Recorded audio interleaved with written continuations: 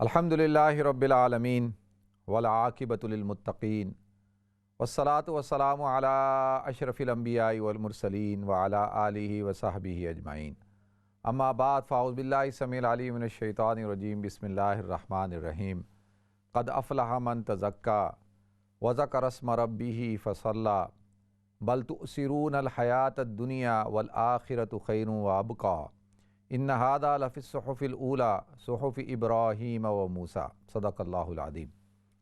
اللہم صلی علی محمد وعلی آل محمد کما صلیت علی ابراہیم وعلی آل ابراہیم انک حمید مجید۔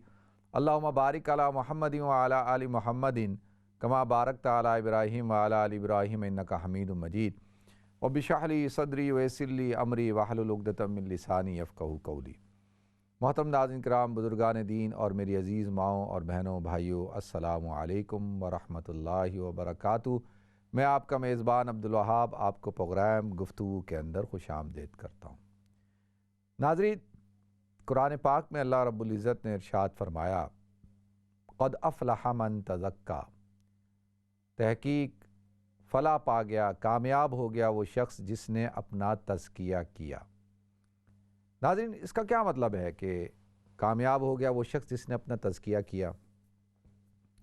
تزکیہ سے کیا مراد ہے؟ تزکیہ کہتے کسے ہیں؟ اور انسان کیسے اپنا تزکیہ کر سکتا ہے؟ اب یہ سارے سوالات ہیں نا۔ سب سے پہلی بات ہے کہ تزکیہ، زکا یزکی، تزکیتاً کا مطلب ہوتا ہے پاک کرنا، صاف کرنا۔ زکوٰۃ کو بھی زکوٰۃ اس لیے کہتے ہیں کہ وہ مال کی گندگی کو دور کر دیتی ہے، اس کو صاف کر دیتی ہے۔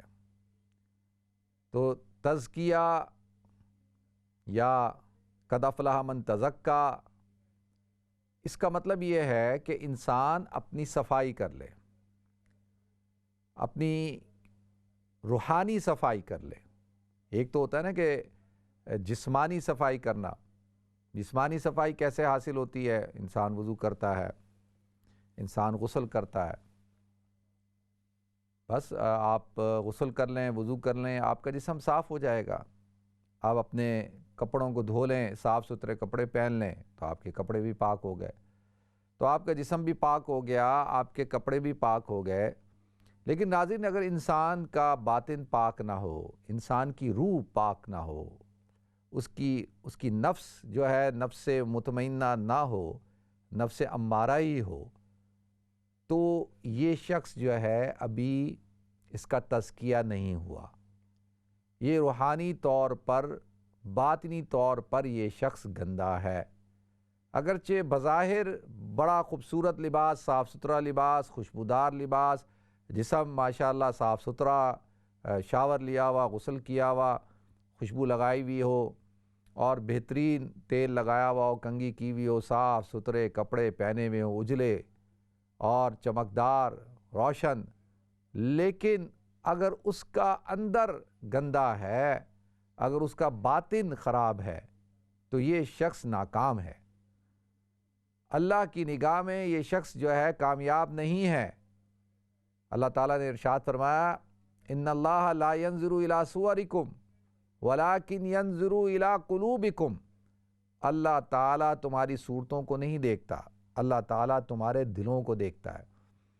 تو دل کا پاک ہونا، روح کا پاک ہونا، نفس کا پاک ہونا، باطن کا پاک ہونا، یہ اہم چیز ہے۔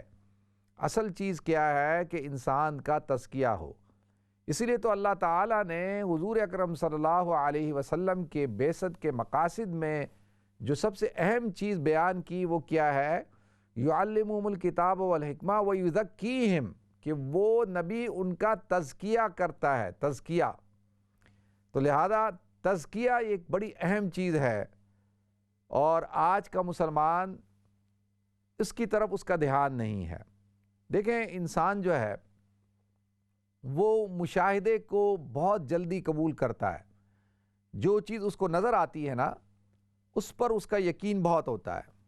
مثال کے طور پہ یہ دنیا ہمیں نظر آتی ہے، دنیا کی رنگینیاں ہمیں نظر آتی ہیں، اور یہ ساری خوشنمائی چیزیں، چاند، سورج، ستارے، پہاڑ، دریا، سمندر، یہ سب چیزیں، کھیتیاں، جانور، چوپائے، انعام، ہر چیز ہمیں نظر آتی ہے۔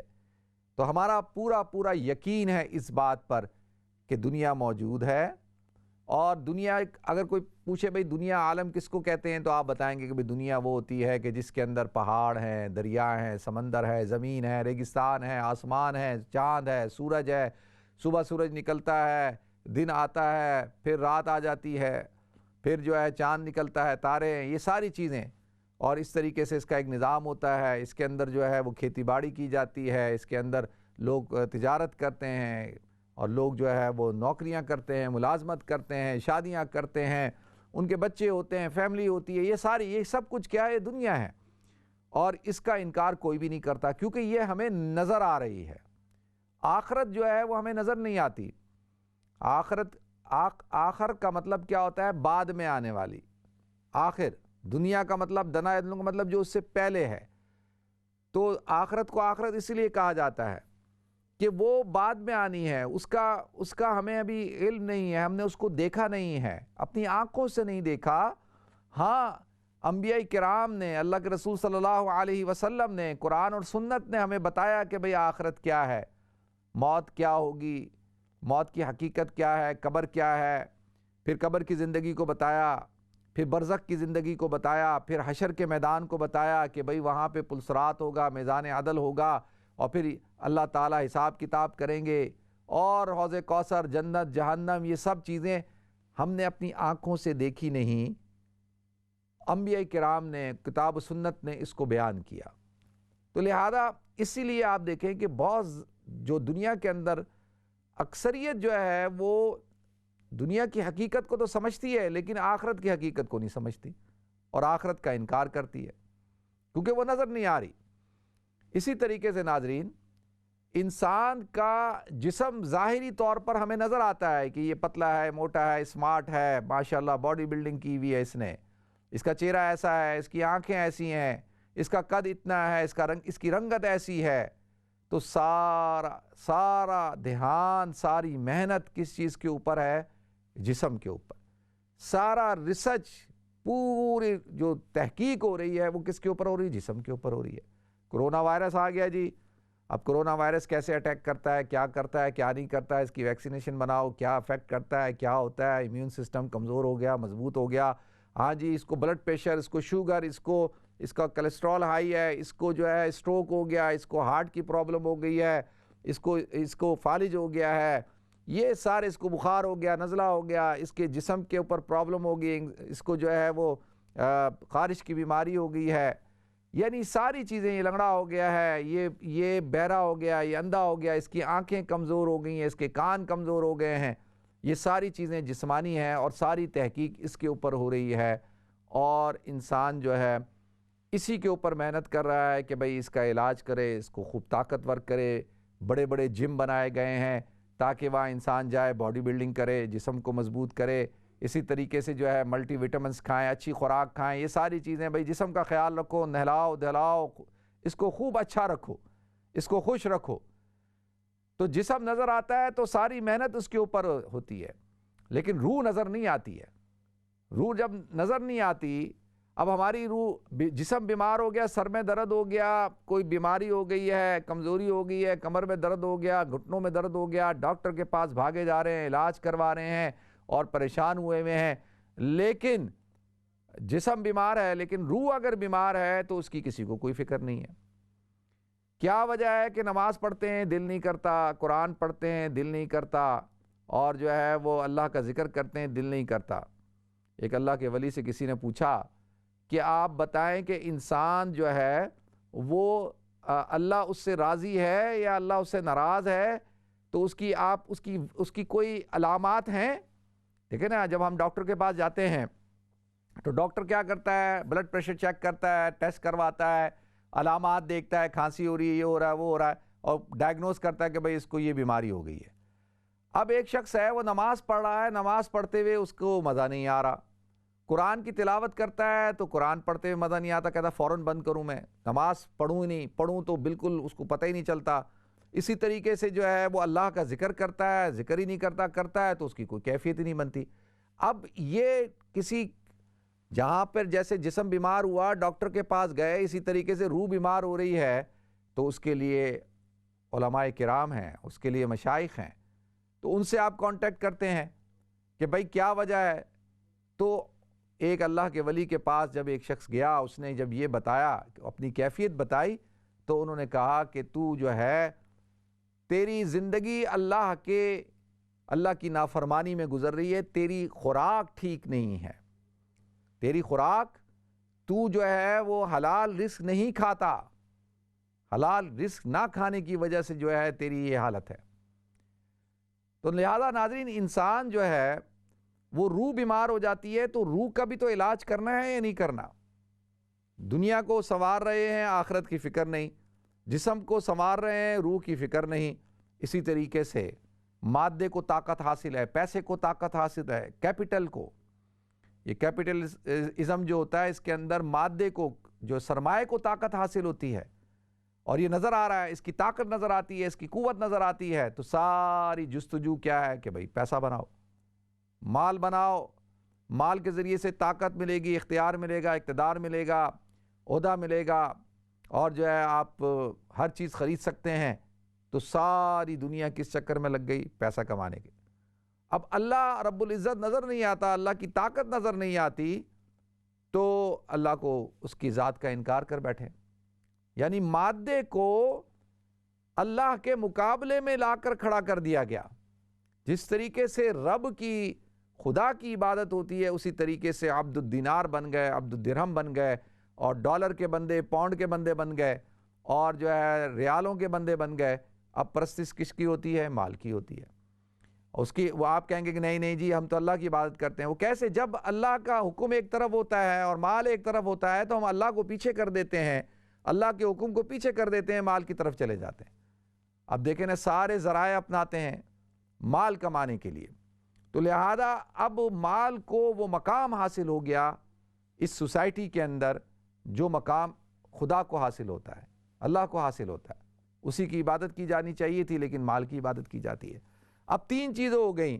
اللہ کے مقابلے میں ہم مال کو لے آئے، مادے کو لے آئے، اور روح کے مقابلے میں ہم جسم کو لے آئے، اور آخرت کے مقابلے میں ہم دنیا کو لے آئے. یہ تینوں چیزیں نظر آتی ہیں. کبھی آپ نے دیکھا کہ کوئی یہ جو مشائخ خانقاہیں بناتے ہیں نا، یہ جو مراکز ہوتے ہیں، خانقاہیں، یہ کیا؟ یہ روحانیت کے کیا ہیں؟ ایک جیسے کہ آپ جم جاتے ہیں نا، اور جم جا کر آپ ورک آؤٹ کرتے ہیں، تو اسی طرح روحانیت کے جم ہیں یہ. یہاں پر آپ جاتے ہیں، اپنی روح کی ایکسرسائز کرتے ہیں اور روح کو مضبوط کرتے ہیں. تو لہذا اب مشائخ کے پاس انسان جاتا ہے، اور وہ انسان کا کیا کرتے ہیں؟ وہ تزکیہ کرتے ہیں. اسی طرح سے اللہ کے رسول صلی اللہ علیہ وسلم تزکیہ کرتے تھے صحابہ کرام کا.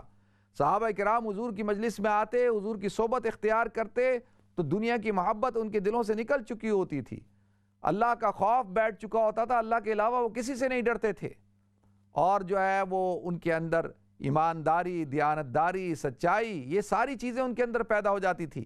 وہ آپس میں ایک دوسرے سے محبت کرنے لگ جاتے تھے، رحماء بینہم، اور ایک دوسرے کا احساس کرنے لگ جاتے تھے. ہمارے ساتھ کیوں ایسا نہیں ہوتا؟ کیونکہ ہم روحانی طور پر ہم سب بیمار ہیں. کتنے لوگ، ہم ابھی کالوں کا سلسلہ شروع کریں گے نا، بریک کے بعد کال آتی ہیں. کتنے لوگ ایسے ہوتے ہیں جو کہیں کہ جی آپ ہمیں کوئی وظیفہ بتائیں کہ جی ہم بیمار ہیں روحانی طور پر. تو بہت کم لوگ ہوتے ہیں جن کو یہ احساس ہوتا ہے. دیکھیں، تو اصل چیز کیا ہے؟ وہ ہے تزکیہ. قد افلح من تزکا، کہ جو کامیاب ہو گیا وہ شخص، فلاح پا گیا وہ شخص جس نے اپنا تزکیہ کر لیا. اور تزکیہ کیسے ہوتا ہے ناظرین؟ تزکیہ، اب آپ کہیں گے بھئی اب صحیح ہے، ابھی تزکیہ بھی کرنا ہے، کیسے کریں، کس طرح سے اپنے دل کو صاف کر لیں؟ تو دیکھیں، اللہ کے رسول صلی اللہ علیہ وسلم نے ارشاد فرمایا کہ دیکھو، جب انسان لکل شیء ثقالۃ و ثقالۃ القلوب لذکر اللہ، کہ ہر چیز کی صفائی ہوتی ہے. ریگ مال کے ذریعے سے آپ لوہے کو صاف کرتے ہیں، بھٹی کے اندر ڈالتے ہیں، آپ زنگ اتارتے ہیں، ہر چیز کو صفائی کی جاتی نا. اسی طریقے سے انسان کے دلوں کے اندر بھی زنگ لگ جاتا ہے، اور وہ زنگ کیسے دور ہوگا؟ وہ اللہ کے ذکر سے ہوگا۔ قد افلح من تزکا وذکر اسم ربہ فصلی، کہ جس نے اپنے رب کے، جس نے اللہ کے نام کا ذکر کیا، الذین یذکرون اللہ قیاما وقعودا وعلی جنوبہم، کہ جو اللہ کا ذکر کرتے ہیں کھڑے ہوئے، قیام وقعود بیٹھے ہوئے، اور اپنے بستروں پر ہر آن ہر گھڑی اللہ کو یاد رکھتے ہیں۔ تو جو شخص بھی صبح اور شام اللہ رب العزت کا ذکر کرتا ہے، کلمہ طیبہ، تیسرا کلمہ استغفار، 3 تسبیحیں صبح، 3 تسبیحیں شام، انشاءاللہ اللہ تعالیٰ اس کے دل کو صاف کریں گے، اس کا دل، اس کے اندر تزکیہ پیدا ہوگا۔ اللہ تعالیٰ مجھے بھی توفیق عطا فرمائے، آپ حضرات کو بھی توفیق عطا فرمائے۔ وآخر دعوانا الحمدللہ رب العالمین۔ ناظرین ہمیں بریک کی طرف جانا ہے، انشاءاللہ بریک کے بعد حاضر ہوتے ہیں۔ السلام علیکم ورحمۃ اللہ وبرکاتہ۔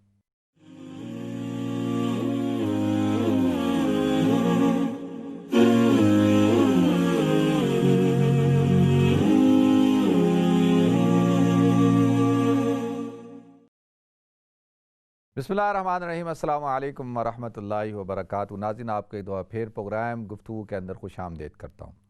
ناظرین ایک بزرگ کا بڑا چرچا تھا، تو ایک شخص نے سوچا کیوں نہ ان کے حالات پتہ کیے جائیں، کیوں ان کا اتنا چرچا ہے، کیوں لوگ ان سے اتنی محبت کرتے ہیں اور اللہ تعالیٰ نے ان کو یہ مقام دیا ہے۔ تو وہ شخص ان کے پاس گیا، بزرگ کے پاس، اور جا کر کہا کہ جی میں آیا ہوں آپ سے ملنے کے لیے اور چاہتا ہوں کہ میں آپ کے ساتھ 3 دن گزاروں۔ تو ان بزرگوں نے کہا ٹھیک ہے، آپ میرے ساتھ 3 دن گزاریں، میرے مہمان ہیں آپ 3 دن تک۔ تو 3 دن تک وہ بزرگ کے پاس رہا، اور جب جانے لگا تو جاتے ہوئے بزرگ نے پوچھا کہ بھئی آپ آئے ماشاءاللہ میرے ساتھ رہے، تو آپ نے آنے کا مقصد بیان نہیں کیا، کیونکہ آپ مہمان تھے 3 دن تک، اس لیے میں نے آپ سے پوچھا نہیں۔ تو آپ جا رہے ہیں تو آپ بتائیں آپ کس مقصد سے آئے تھے؟ تو انہوں نے کہا جی میں تو صرف آپ سے ملنے کے لیے آیا تھا، اور میں چاہتا تھا کہ بھئی میں آپ کے ساتھ رہوں اور آپ کے 24 گھنٹے کے معاملات کو دیکھوں۔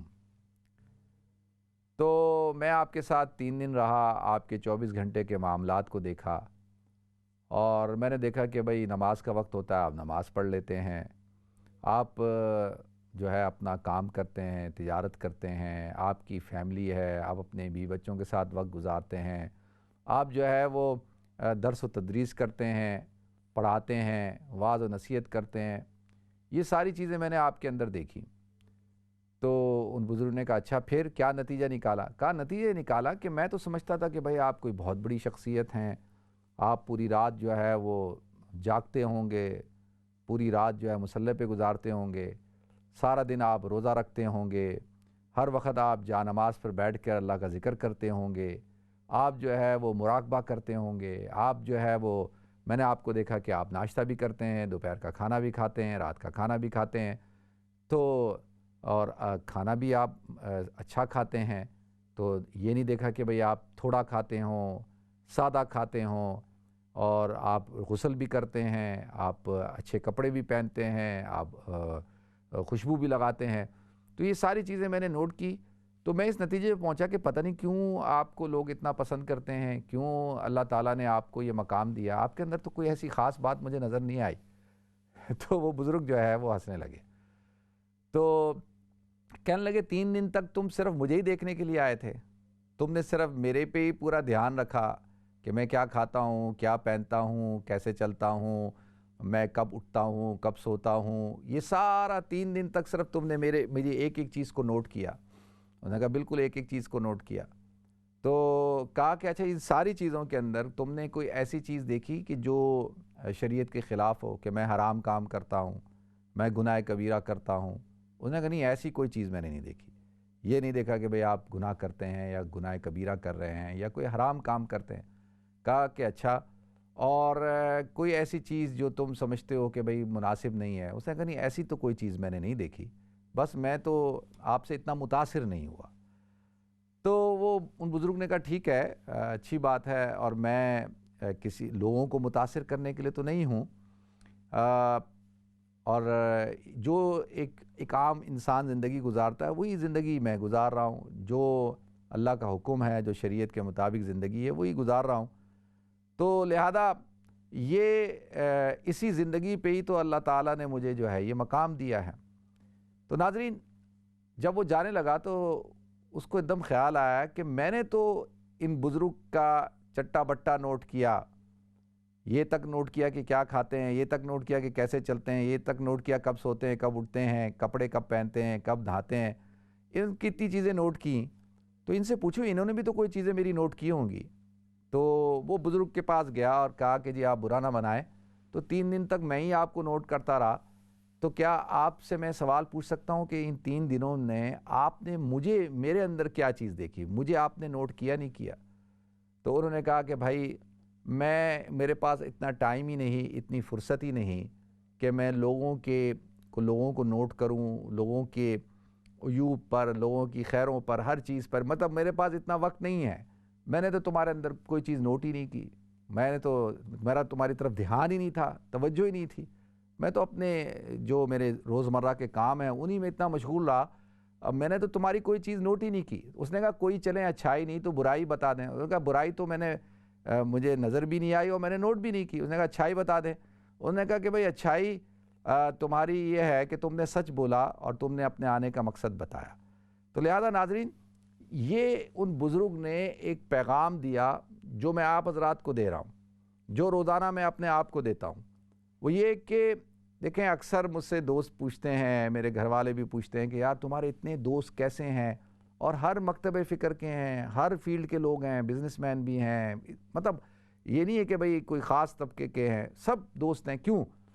میں نے کہا اس لیے کہ میں نے اپنے بزرگوں سے اس بات کو سیکھا ہے اور اپنی زندگی کا اوڑھنا بچھونا بنایا کہ ہمیشہ لوگوں کے اندر اگر دیکھنا ہی ہے تو اچھائیوں کو دیکھو، اور لوگوں کی زیادہ جو ہے ان کی جاسوسی مت کرو، ولا تجسسوا، قرآن کہتا ہے تجسس مت کرو، جاسوسی مت کرو، اور اگر تمہارے سامنے لوگ آئیں تو ان کی اچھائیوں پہ نظر رکھو، ان کی اگر برائی سامنے بھی آ جائے تو کہو کہ یار یہ اس سے زیادہ تو برائی میرے اندر ہے، اپنے عیبوں کی طرف نظر کرو اور اس کے عیب کو کہو کہ یہ تو کوئی بات ہی نہیں ہے، تو بہت چھوٹا سا عیب ہے۔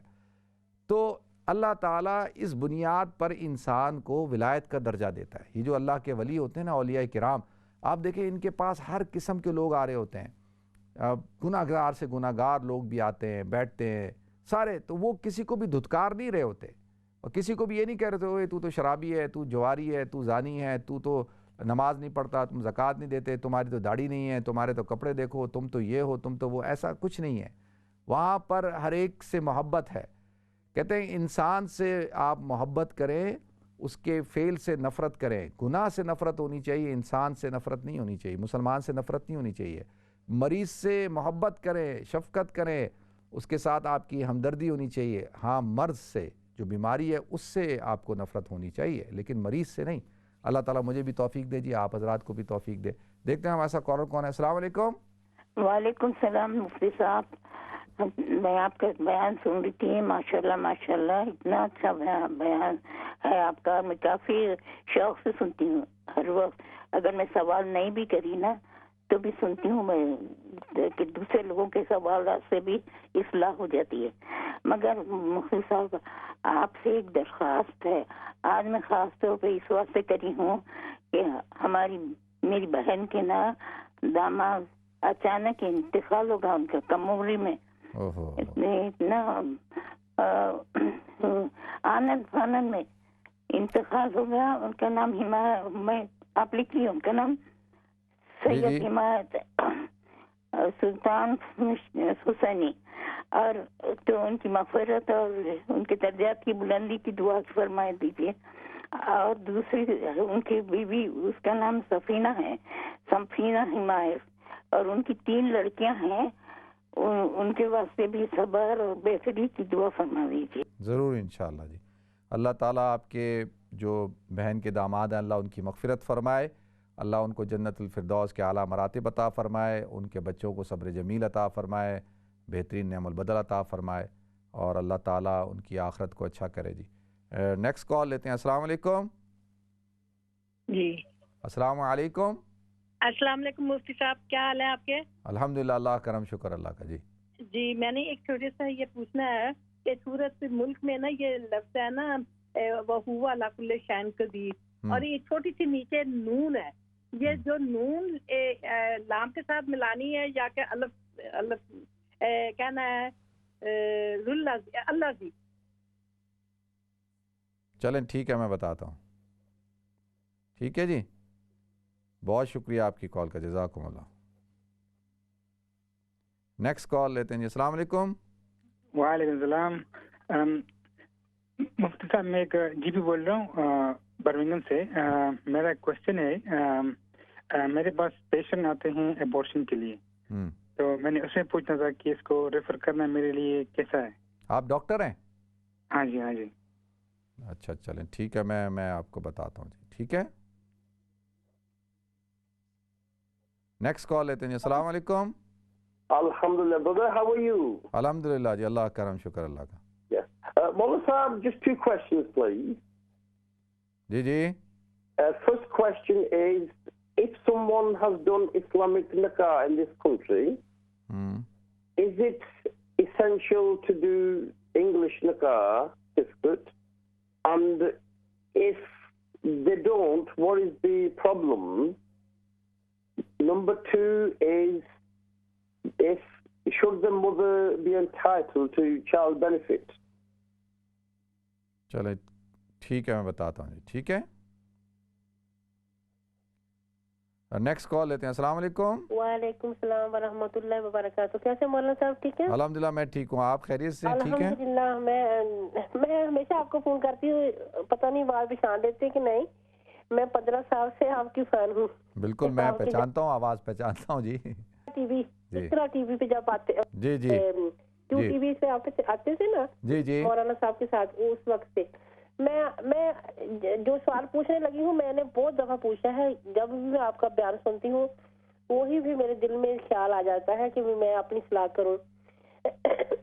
یہ بات ہے کہ میرے ہسبینڈ کی جو کمائی ہے وہ صحیح نہیں ہے، کہ جو باقی جو اعمال ہیں جو ہمارے اللہ تعالیٰ نے ہمیں حکم دیا ہے انسان ہونے کے ناطے، مسلمان ہونے، وہ میں سب کر رہی ہوں اللہ کے فضل و کرم سے. میں یہ پوچھنا چاہتی ہوں کہ جو میرے ہسبینڈ ہیں وہ تو ٹس سے مس نہیں ہوتے، میں تو تھک گئی ہوں کہہ کہہ کے، وہ نہیں بدلنے والے لگتا ہے. دعا کر سکتے کیا اس میں نہیں؟ تو آپ اپنا کوئی سورس آف انکم نہیں ہے آپ کا؟ نہیں، بس دکان ہے گروسری کی، اس میں وہ بھی ہے جو نہیں بیچنا چاہیے، وہ چھوڑتے نہیں ہیں. وہ میرے خیال میں وہ پوری زندگی جتنی زندگی نہیں چھوڑیں گے. باقی جو میں کر رہی ہوں جو کچھ بھی عمل اللہ تعالیٰ کو پسند ہے کر رہی ہوں اللہ کے فضل و کرم سے. کیا میں اس بات سے پری ہوں جو میں کیا کروں؟ چلیں ٹھیک ہے، میں بتاتا ہوں جی. بہت شکریہ. اچھا دیکھیں، میں آپ کے اس سوال کا جواب کئی دفعہ دے چکا ہوں، تو ابھی آپ اپنے آپ کو تسلی دینے کے لیے بار بار یہ سوال پوچھتی ہیں. یہ تو آپ کو خود پتہ ہے. دیکھیں اتنا تو کامن سینس ہے ہمارے اندر، ہم مسلمان ہیں اور ہم کوئی بچے بھی نہیں ہیں.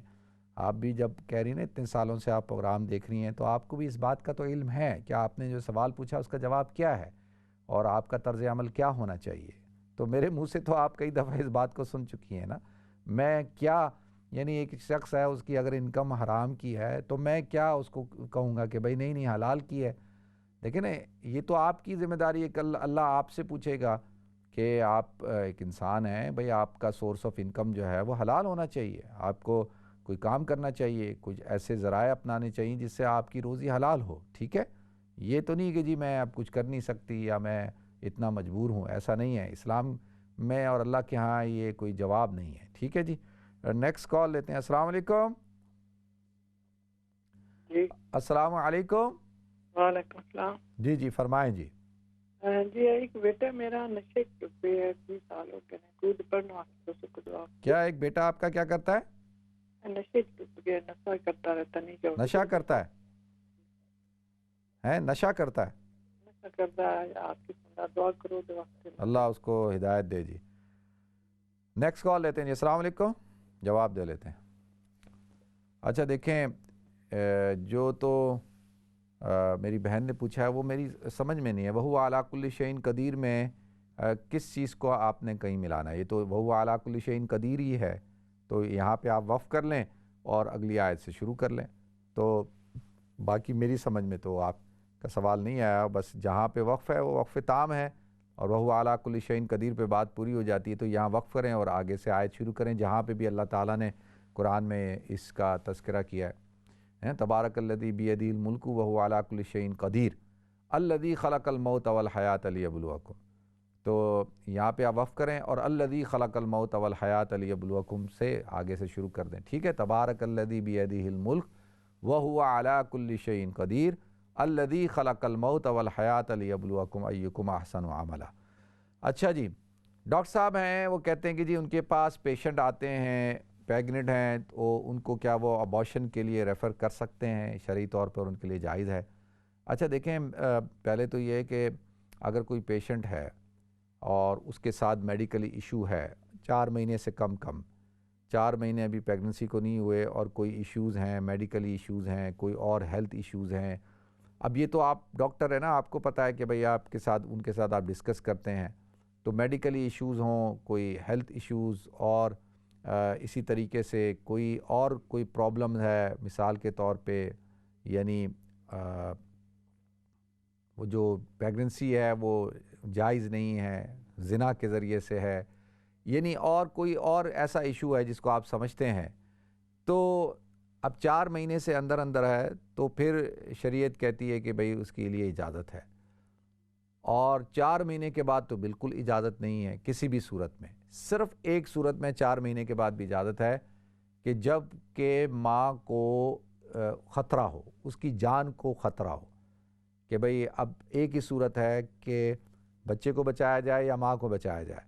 تو اسلام یہ کہتا ہے کہ ماں کو بچایا جائے. ٹھیک ہے جی، ماں کی جان کی قیمت زیادہ ہے. باقی اس کے علاوہ پھر 4 مہینے کے بعد کوئی ایک صورت بھی جو ہے وہ جائز نہیں ہے. ٹھیک ہے جی. دوسرا میرے بھائی نے سوال پوچھا ہے کہ اسلامی نکاح ہو گیا تو کیا اب یعنی انگلش نکاح کرنا بھی ضروری ہے؟ اچھا دیکھیں، ضروری تو نہیں ہے لیکن قانونی طور پر تو آپ کو کرنا چاہیے نا. نکاح جب ہو گیا، اسلامکلی نکاح کر لیا تو نکاح تو ہو گیا. ٹھیک ہے، اب وہ میاں بیوی کے حیثیت سے زندگی گزار سکتے ہیں اور ان کے اوپر وہ جو پابندیاں ہیں وہ شرعی پابندیاں ختم ہو گئیں. اب اگر جو ہے وہ انگلش نکاح نہیں ہوگا، اگر کونسل میں آپ اس کو رجسٹرڈ نہیں کراتے ٹاؤن ہال میں، تو پھر بعد میں کل کو پرابلم ہوگی. ٹھیک ہے، تو پھر ایشوز کھڑے ہوتے ہیں. تو لہذا ادھر بھی رجسٹرڈ کرائیں تاکہ معاملات جو ہے وہ کنٹرول میں رہیں، معاملات ٹھیک رہیں. تو نکاح تو ہو جاتا ہے اسلامی نکاح سے، تو اصل تو اسلامی نکاح ہی ہے. وہ رجسٹرڈ کرنا میرج کو وہ اچھی بات ہے، وہ کروانا چاہیے. ٹھیک ہے جی. دوسرا جو ہے وہ چائلڈ بینیفٹ کس کو ملے گا؟ باپ کو ملے گا یا ماں کو ملے گا؟ بھائی اگر میاں بیوی ساتھ رہتے ہیں نا تو وہ ملے گا کس کو؟ وہ ماں کو ملے گا. جب تک بچے جو ہے سمجھدار نہ ہو جائیں، بالغ نہ ہو جائیں، تو وہ جو بینیفٹ ملتا ہے وہ ماں کو ملتا ہے، اور وہ اس لیے تاکہ ماں وہ پیسے بچوں کے اوپر خرچ کرے. ٹھیک ہے.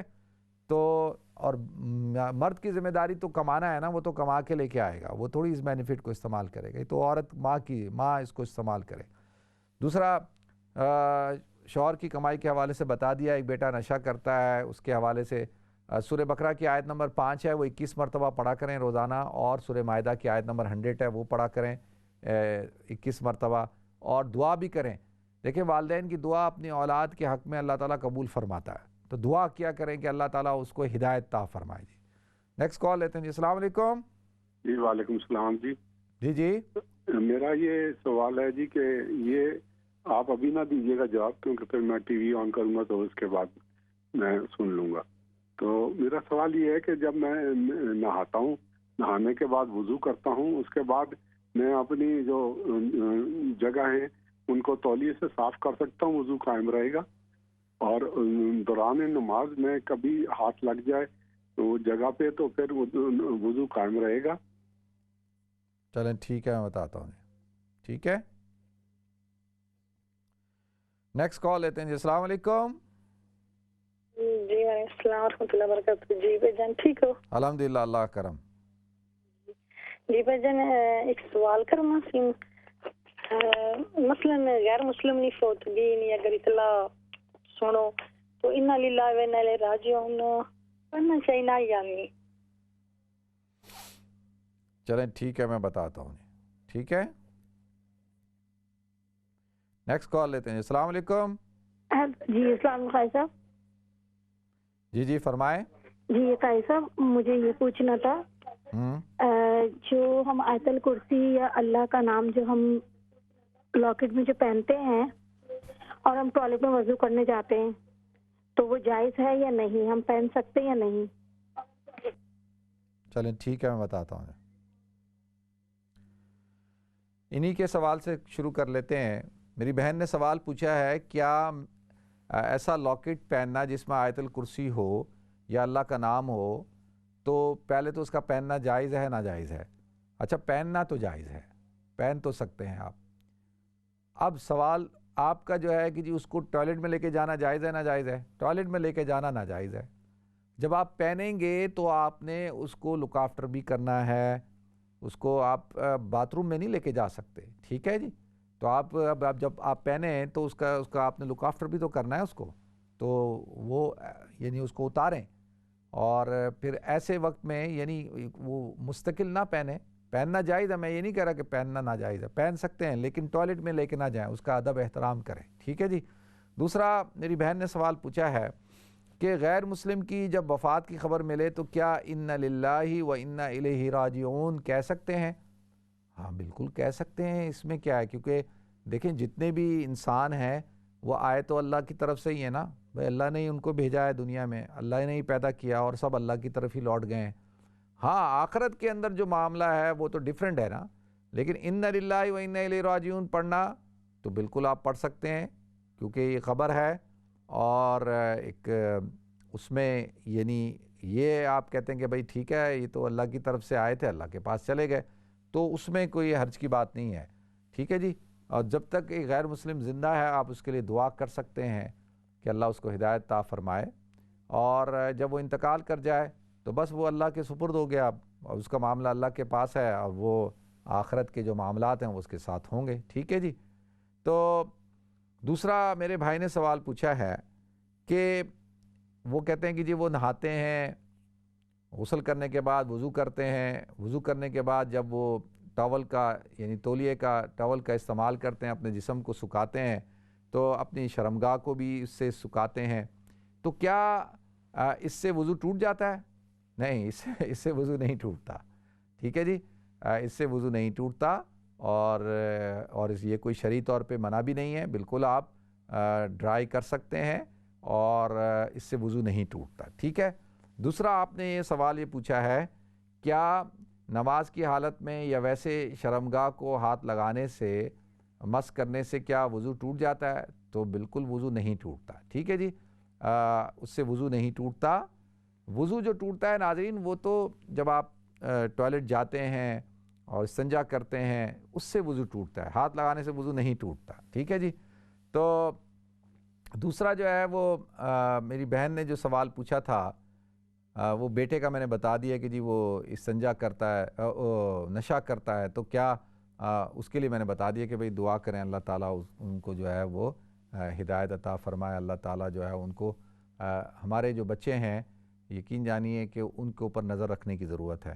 اس وقت جو ہمارے نوجوان ہیں اور وہ کافی برائیوں کے اندر مبتلا ہیں، اور برائیوں کی پہلی سیڑھی جو ہے نا، یہ نشے کی پہلی سیڑھی جو ہے وہ سگریٹ ہے، اور آج کل نشے کی پہلی سیڑھی جو ہے وہ شیشہ ہے. تو جب یہ شیشہ ہاؤس میں جاتے ہیں، شیشہ پیتے ہیں اور سگریٹ پیتے ہیں، تو پھر آہستہ آہستہ پھر جو ہے وہ اور نشے بھی کرنا شروع کر دیتے ہیں. پاکستان کے اندر آج کل آئس کا نشہ بہت پاپولر ہے، اور یہاں بھی مختلف قسم کے نشے کیے جاتے ہیں. تو آپ کو اور ہم کو اپنے بچوں کی حفاظت کرنی چاہیے، ان کو دیکھنا چاہیے کہ بھئی ان کا اٹھنا بیٹھنا کس کے ساتھ ہے. میں روزانہ کی بنیاد پہ مسائل جب لوگوں کے سنتا ہوں تو کئی دفعہ ایسا بھی سننے کو ملا کہ دوست آئے، گاڑی میں بٹھایا، اور اس کو پتہ ہی نہیں ہے لڑکے کو، وہ ان کے ساتھ گاڑی میں بیٹھا، وہ جا رہے ہیں، آگے گئے، پولیس نے آ کے گاڑی روک لی. اب وہ تلاشی لے رہے ہیں، تلاشی لیتے ہوئے ان کے پاس سے کوکین مل رہی ہے اور چرس مل رہی ہے.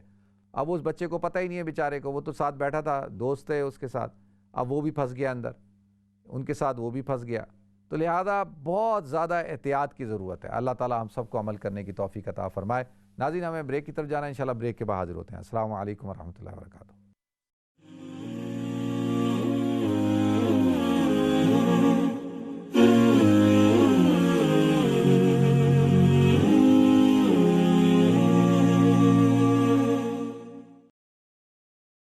بسم اللہ الرحمن الرحیم۔ السلام علیکم ورحمۃ اللہ وبرکاتہ۔ ناظرین آپ کو ایک دفعہ پھر پروگرام گفتگو کے اندر خوش آمدید کرتا ہوں۔ ناظرین اللہ رب العزت نے ہر مومن کو ایک خاص ہتھیار دیا ہے، اور وہ ہتھیار کیا ہے؟ الدعاء سلاح المومن۔ دعا مومن کا ہتھیار ہے، اسلحہ ہے۔ اور اسلحے سے انسان کیا کرتا ہے؟ اپنی حفاظت کرتا ہے۔ کس سے؟ دشمن سے۔ اور دشمن کو ہمت نہیں ہوتی اس کی طرف پیش قدمی کرنے کی، اور دشمن کو جو اس کے مخالف قوتیں ہوتی ہیں ان کو نقصان پہنچاتا ہے۔ اور سب سے بنیادی چیز کیا ہے کہ اپنی حفاظت کرتا ہے۔ تو دعا السلاح المومن، دعا مومن کا اسلحہ ہے، یعنی دعا کے ذریعے سے مومن اپنی حفاظت کرتا ہے۔ دعا کے ذریعے سے جو بلائیں نازل ہو رہی ہوتی ہیں، جو پریشانیاں، جو مصیبتیں، ناظرین آپ اپنے ارد گرد نظر دوڑائیں۔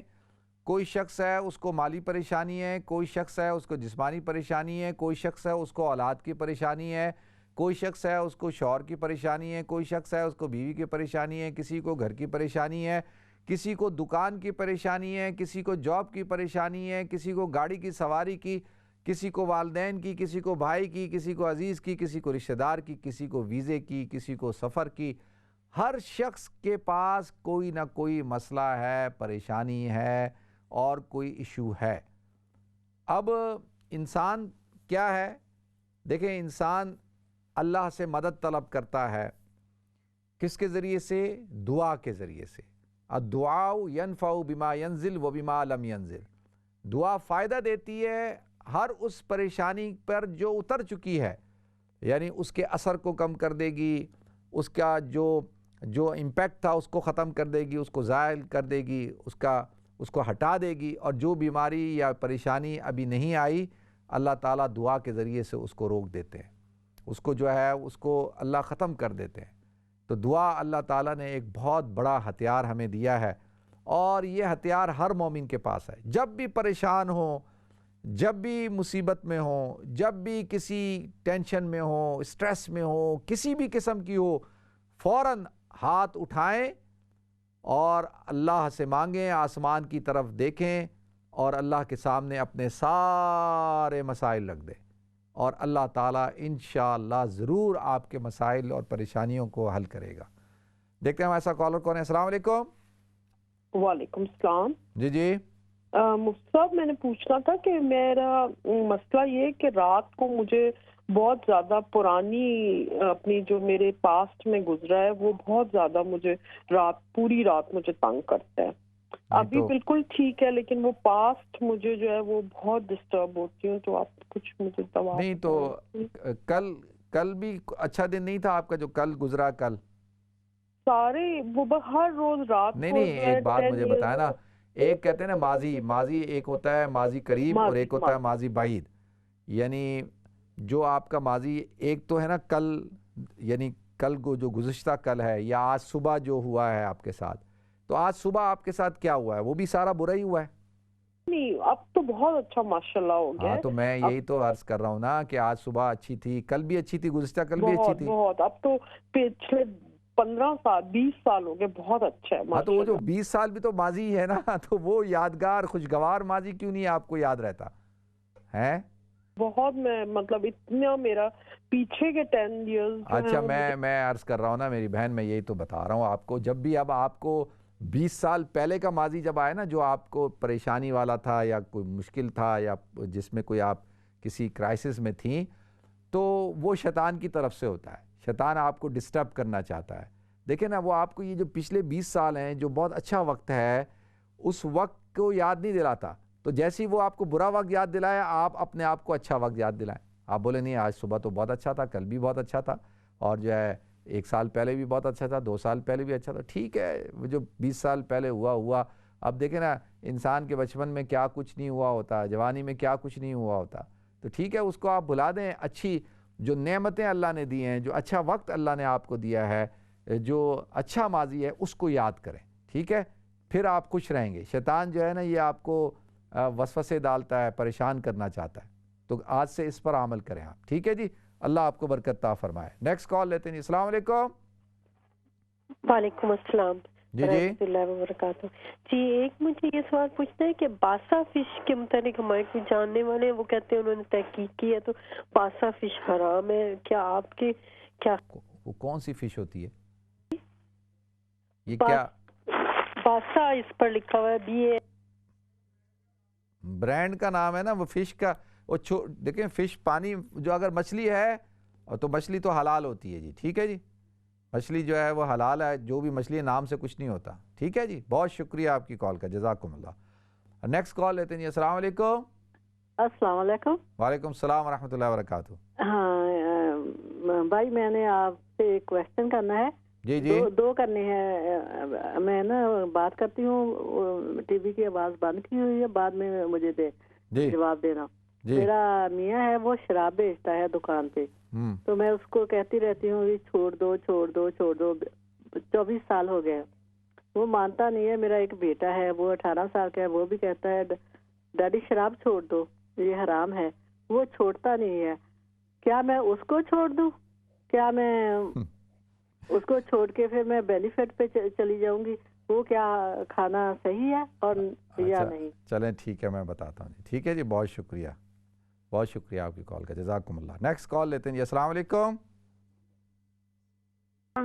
ہاں جی مفتی صاحب، میں نے آپ سے بات کرنی ہے کہ مجھے نا ساری زندگی روحانی مسئلہ رہا ہے، تو ابھی پہلے نہیں ایسے ہوتا تھا، اب یہ ہے کہ جب میں بیڈ کے اوپر لیٹ کے جب رقیہ لگا کے سنتی ہوں نا تو لیٹتی ہوں تو میرے ایک دم جھٹکے لگتے ہیں ٹانگوں کو، پھر ٹھیک ہوتا ہے تھوڑی دیر میں پھر جھٹکے لگتے ہیں۔ ایسے ہی میں جب ٹی وی میں تلاوت لے کے ایسے نیچے ہوتی ہوں تو پھر وہ وہاں یہاں بھی ایسے ہی ہوتا ہے۔ جب قرآن میں بعض وقت جو کچھ یا تو آیتیں اسپیشل آتی ہیں یا پہلے مجھے ایسے نہیں ہوتا تھا۔ چلیں ٹھیک ہے، ٹھیک ہے جی، بہت شکریہ آپ کی کال کا۔ نیکسٹ کال لیتے ہیں، السلام علیکم۔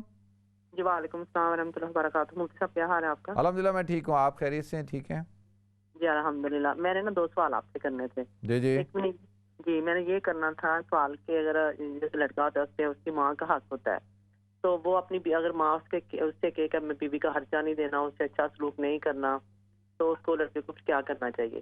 ماں اگر کہے بیٹے کو، جی جی ماں بیٹے کو کہے کہ بیوی کو خرچہ نہیں دینا، اس کے ساتھ اچھا سلوک نہیں کرنا، جی جی اچھا چلیں بیٹے کو ٹھیک، کیا کرنا چاہیے؟ جی اور میں نے ایک سوال بھی کرنا تھا آپ سے کہ یہ درود شریف ہے نا، اللہم صلی علی محمد عبدک و رسولک و صلی علی المؤمنین والمؤمنات والمسلمین والمسلمات، یہ میں نے پڑھا ہے کہ صدقے کے لیے، صدقے کا ثواب لینے کے لیے اور رزق کی فراوانی کے لیے اس کو پڑھنا چاہیے۔ بالکل صحیح، آپ پڑھیں اس کو، ٹھیک ہے جی، بہت شکریہ آپ کی کال کا، جزاکم اللہ۔ نیکسٹ کال لیتے ہیں، السلام علیکم۔ وعلیکم السلام۔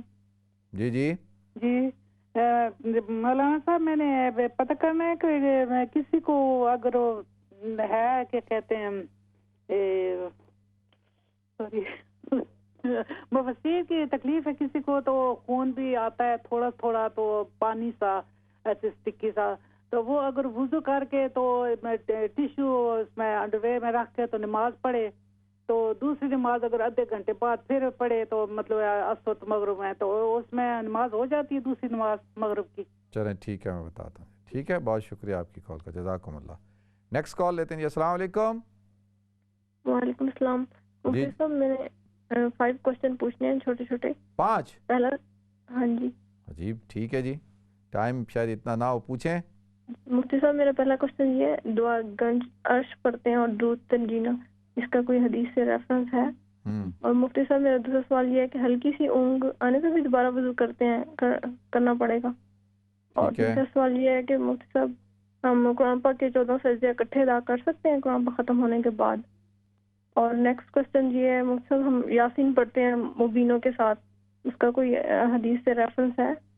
یہ تو وظیفہ ہے نا میری بہن، وظیفہ تو یہ کوئی وہ نہیں ہے، فرض واجب نہیں ہے، وظیفہ ہے، اور وظیفے کا جو ہے نا اس کے لیے ریفرنس کی ضرورت نہیں ہوتی ہے، یہ تو قرآن کی تلاوت کرنا، قرآنی آیات کا وظیفہ کرنا، وہ تو شرعی طور پر اس میں اجازت ہے۔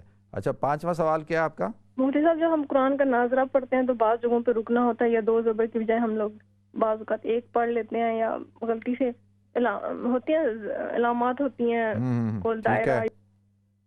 چلیں ٹھیک ہے، میں بتاتا ہوں، آپ کے 5 سوال پورے ہوئے، ٹھیک ہے جی، بہت شکریہ آپ کی کال کا، جزاکم اللہ۔ جواب دے لوں؟ اتنا وقت ہے؟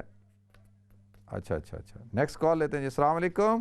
وعلیکم السلام مفتی صاحب، کیسے ہیں آپ؟ ٹھیک ہیں الحمدللہ، میں ٹھیک ہوں، آپ خیریت سے ہیں؟ ٹھیک ہے الحمدللہ مفتی صاحب، میرے 3 سوال ہیں مفتی صاحب۔ ماشاءاللہ، آج سارے آ رہے ہیں، 3 سوال 5 سوال۔ جی میرا پہلا سوال ہے کہ میں جب اذان ہو رہی ہوتی ہے تو کس جگہ پہ کہنا چاہیے قرآنی بے کا یا رسول اللہ، انگوٹھے چوم کر آنکھوں کو لگانے ہوں گے؟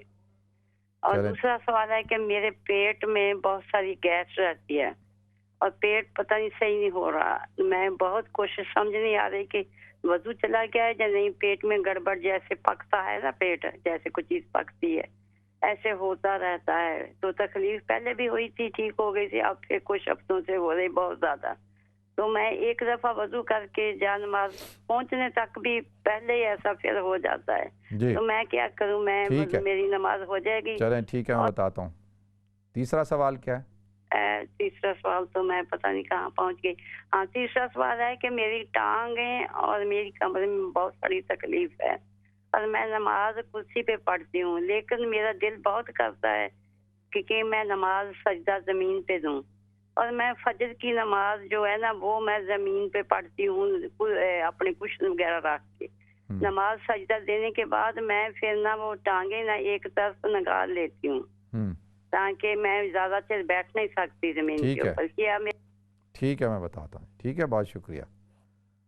نیکسٹ کال لیتے ہیں۔ السلام علیکم۔ وعلیکم السلام مفتی صاحب، آنٹی بات کر رہی ہوں۔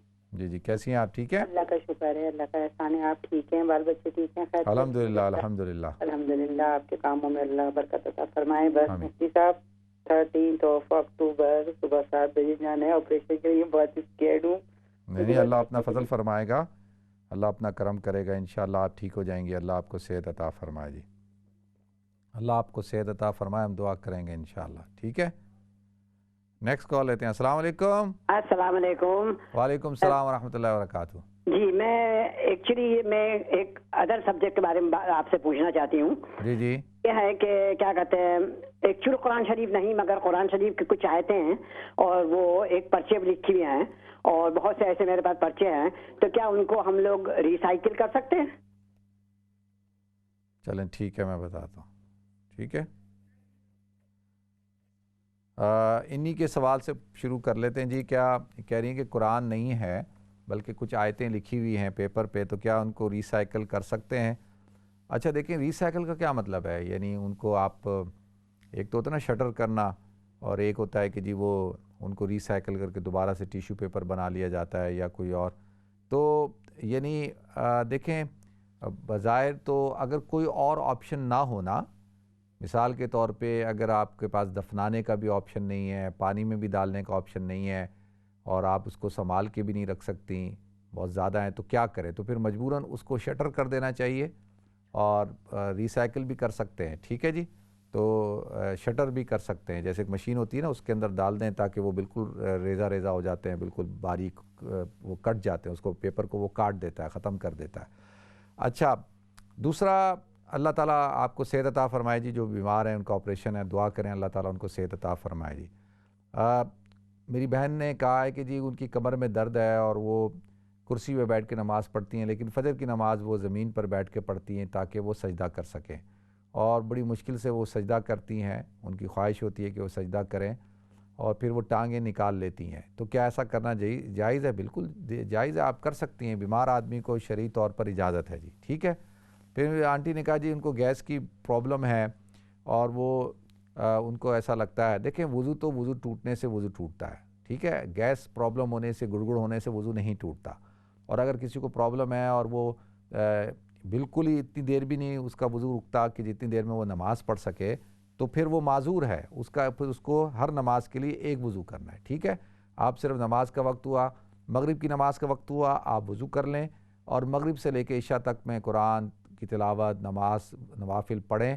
جیسے عشاء کا وقت ہوگا وہ وضو ختم ہو گیا آپ کو دوبارہ سے عشاء کا وضو کرنا ہے. ٹھیک ہے جی, اللہ تعالیٰ آپ کو عمل کرنے کی توفیق عطا فرمائے. اسی طرح آپ نے کہا جی اذان ہوتی ہے اس میں انگوٹھے چومتے ہیں. دیکھیں اذان میں تو انگوٹھے چومنے کا کہیں پہ سنت سے ثابت نہیں ہے.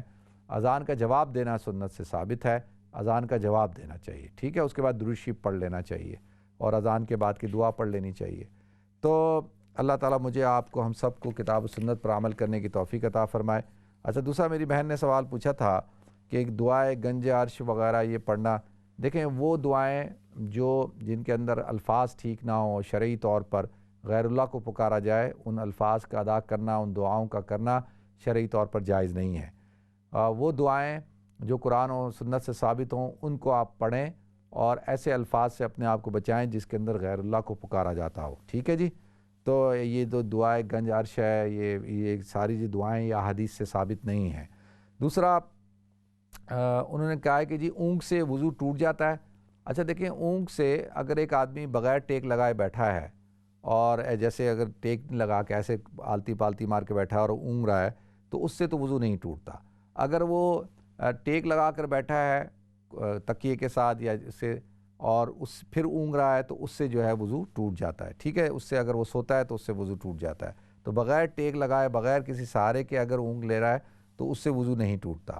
باقی سجدے جو قرآن پاک کی جو سجدے ہیں تلاوت آیت سجدہ پڑھ کر جو سجدے کیے جاتے ہیں تو کیا وہ 14 سجدے ایک ساتھ کیے جا سکتے ہیں؟ یعنی کوئی آدمی قرآن پڑھ رہا ہے اور وہ قرآن ختم کرتا ہے پورا اور پھر اس کے ساتھ ایک ساتھ سجدے کرتا ہے تو کیا ایسا کرنا شرعی طور پہ جائز ہے؟ ہاں جائز ہے, کیا جا سکتا ہے, لیکن افضل یہ ہے کہ آیت سجدہ پڑھ کے فوراً سجدہ کیا جائے. ٹھیک ہے, عمل تو اسی وقت کرنا ہے نا, حکم اس وقت دیا جا رہا ہے تو اسی وقت کریں. ٹھیک ہے. تیسرا جو ہے وہ ناظرہ قرآن پڑھتے ہوئے اگر کہیں غلطی ہو جاتی ہے جہاں وقف کرنا ہے نہیں کرنا تو مخارج کی, تو کیا اس سے گناہ ملتا ہے؟ دیکھیں گناہ تو نہیں ملتا, ایسی بڑی غلطی نہیں کرنی چاہیے جس کو لہن جلی کہا جاتا ہے, یعنی فحش غلطی جس سے معنی ہی بدل جائے.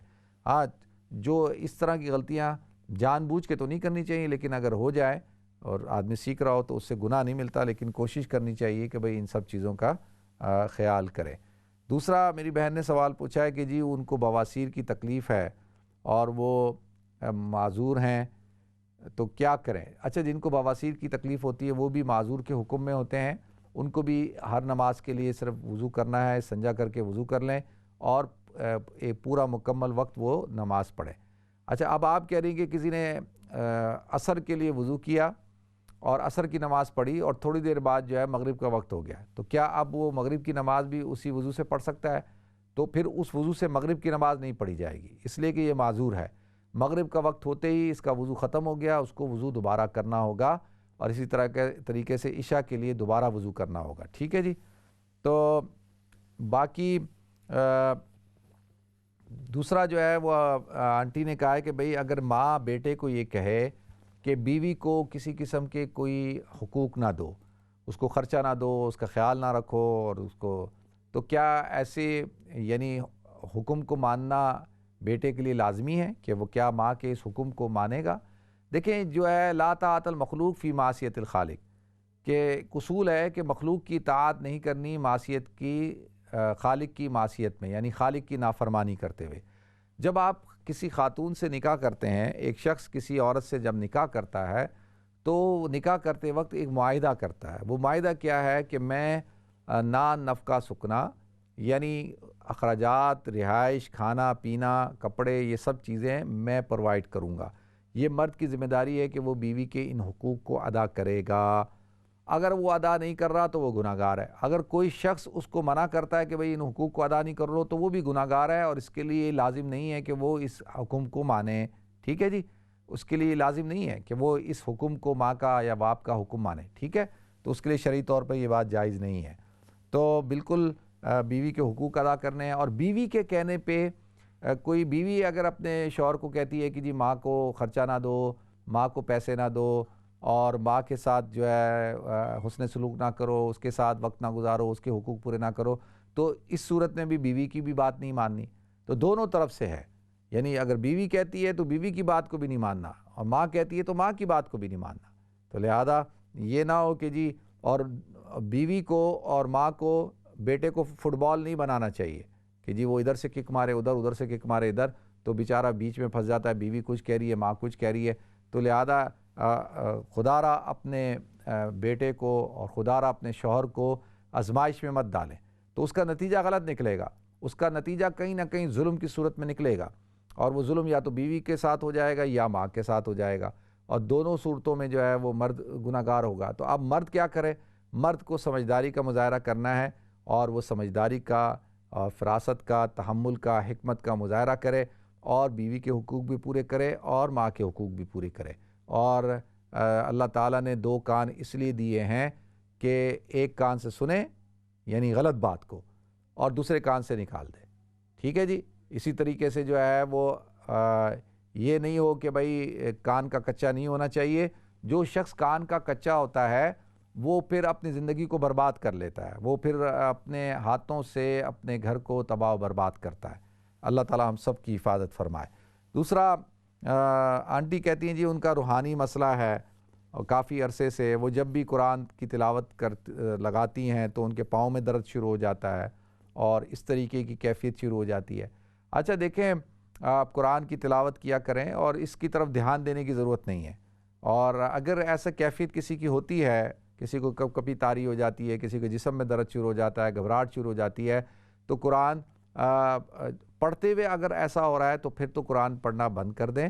اگر سنتے ہوئے ایسا ہو رہا ہوتا ہے تو بہت زیادہ ہوتا ہے تو پھر سننا بھی بند کریں.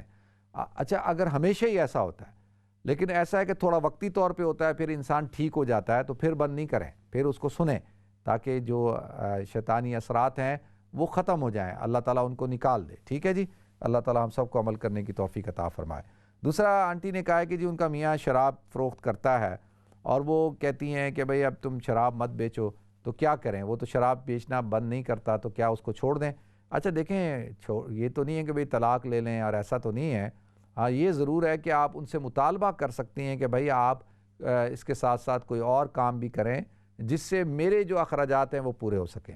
اگر وہ ریفیوز کرتے ہیں، وہ کہتے ہیں نہیں میں آپ اور کوئی کام نہیں کر سکتا، اور کوئی اور میری سورس آف انکم نہیں ہے، تو ان کی اگر کوئی اور سورس آف انکم بھی ہے، شراب کے علاوہ کوئی اور سورس آف انکم ہے، تو وہ اس سے وہ آپ کے اخراجات کو پورا کریں، اور آپ اپنا کھانا پینا اس سے کریں. ٹھیک ہے.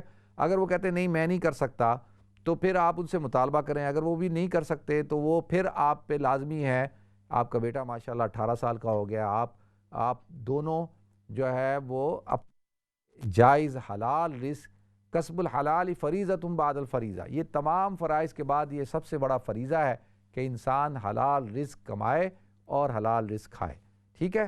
تو یہ صرف ایکسکیوز نہیں ہے کہ جی اللہ نے ہاتھ دیے ہیں، پاؤں دیے ہیں، اللہ تعالیٰ نے انسان کو قوت دی ہے، تو وہ کہے ٹھیک ہے جی مجھے اللہ حلال روزی دے گا. تو انسان کچھ بھی چھوٹا موٹا بھی کام کر سکتا ہے، اتنا بھی کر سکتا ہے کہ جس سے اس کا کھانا پینا اور اس کی گزر اوقات ہو سکے یہاں پہ. تو پھر آپ کام کریں، اور بالکل آپ کا بیٹا کام کرے، پارٹ ٹائم کام کرے، اور شوہر کو پھر بتائیں کہ بھئی ٹھیک ہے ہمیں آپ کے پیسوں کی ضرورت نہیں ہے، ہم نے تو تھوڑا سا کھانا کھانا ہے، زندگی گزارنی ہے، ہم اپنی کمائی خود کر لیں گے. ٹھیک ہے. اور اگر آپ لو انکم پہ ہیں تو آپ کو یہاں پہ سپورٹ بھی مل سکتی ہے. اگر آپ کام کریں، اگر آپ بے روزگار ہو جاتے ہیں تو آپ کو بے روزگاری الاؤنس بھی مل سکتا ہے، تو وہ زیادہ بہتر ہے بنسبت انکم سے. اللہ تعالیٰ ہم سب کو عمل کرنے کی توفیق عطا فرمائے.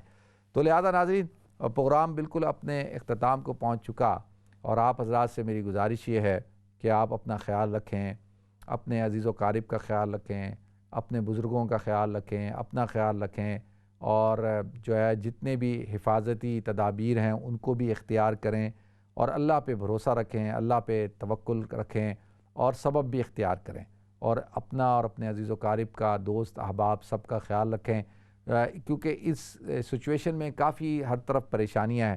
تو ان نیسیسری لوگوں کو پریشان نہ کریں.